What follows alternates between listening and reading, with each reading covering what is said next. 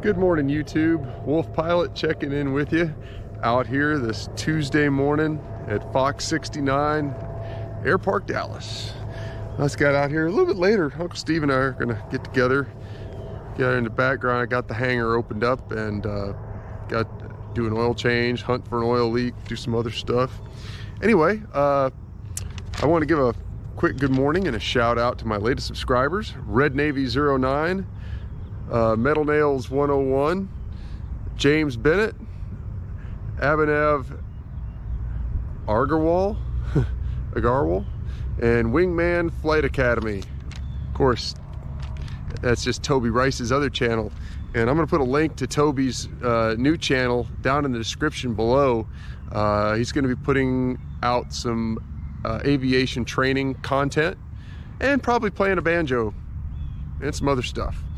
Anyway, I'll just walk over here real quick. Let's see if I can't get things pivoted around here with my cool, awesome New Bear camera grip. So it looks like the cowling is completely off of 44 Tango.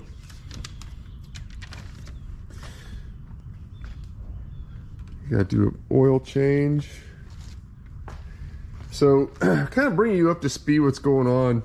We had an oil leak before, and we'll point down here with my finger. This is the left magneto, and let's see if I can get a real tight in on that. You can see kind of this little red, that's the gasket between the magneto and the actual block here. And the problem was the old gasket on this clamp right here that actually pulls the magneto flange into the block.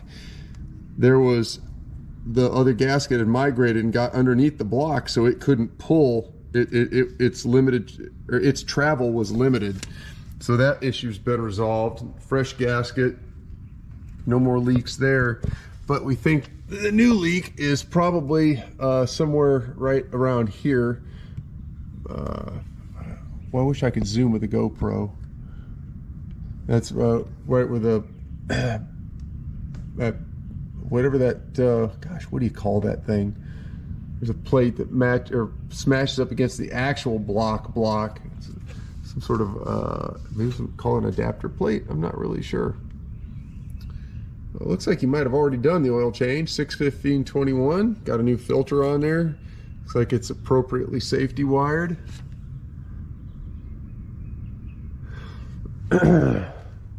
Good old 44 Tango. Oh, geez, Uncle Steve, you kind of caused a problem here.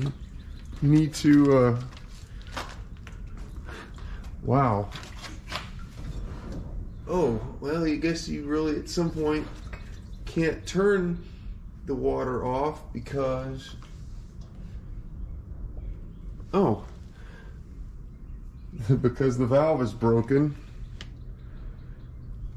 Actually, if I probably find myself a pair of pliers around here somewhere, I could probably give that valve a little bit more of a twist than what was already on there, although I might have done a good enough job. This is a fun thing about aviation. You show up, all right. I don't know if I've turned it off all the way or not. You know, it's more off than it was as the hose is just draining, but the back of the hangar is flooded. Fun times. Anyway, all right, so wow, these were brandy nice clean mufflers.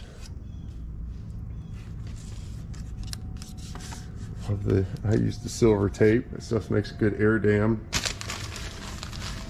So where are we at with old 44 Tango?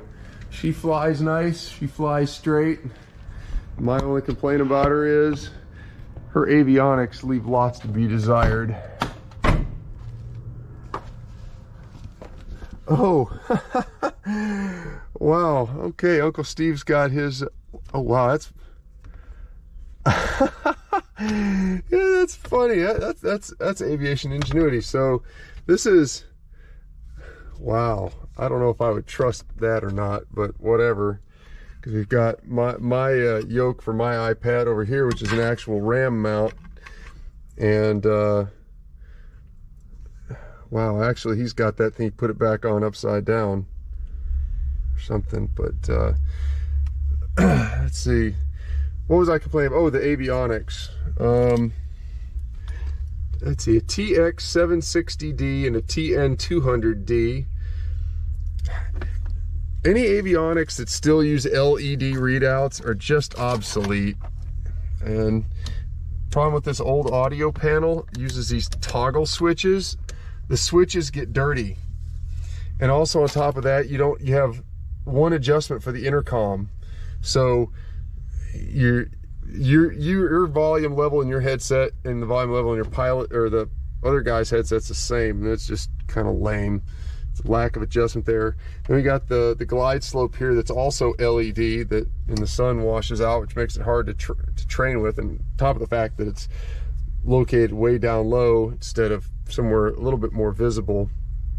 I mean, I could see a nice Garmin G5 kind of right here, kind of at the center of the yoke, and maybe put your altimeter and airspeed on either backup instruments on either side, and I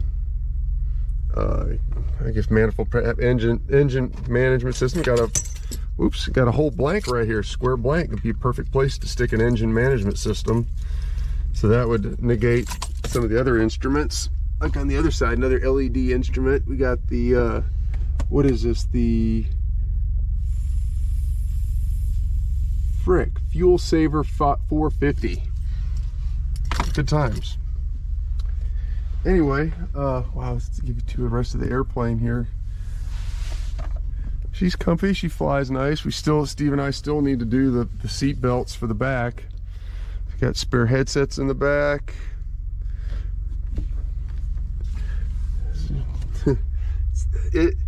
For ultimate aviation autopilot, you need the Nav-O-Matic.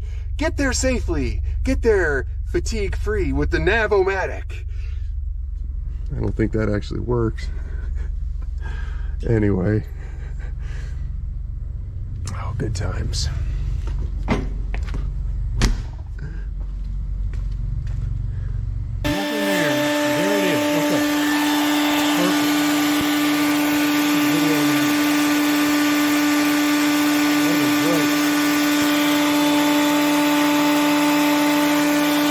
Hit it again.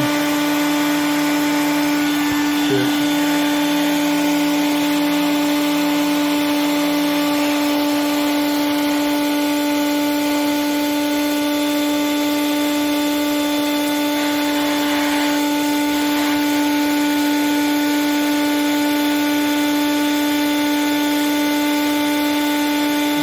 Yep. Shop vac, hose, oil filler inlet.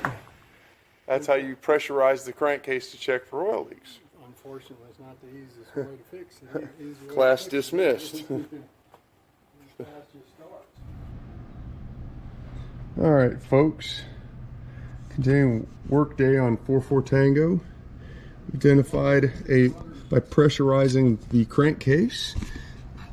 Found the leak right here between the actual crankcase, the oil pan, and the accessory cover. Bubbling, bubbling, bubbling, bubbling. So next challenge will be finding a way to stop that leak. I guess you try the easiest road first. Use whatever goo or schmoo could penetrate in there and hopefully stop it. Maybe get some of that bald guy or that TV Pitchman's Flex Seal. That would work, right? That's approved for aviation, I guess, if you have an experimental. All right. Anyhow, also, just another quick little blurb here. We just got done servicing the the fuel strainer and fuel sump. There was some sand and stuff at the bottom of the bowl, and we pulled the bowl off, cleaned everything up, serviced all that, and now she drains appropriately. So that issue is resolved.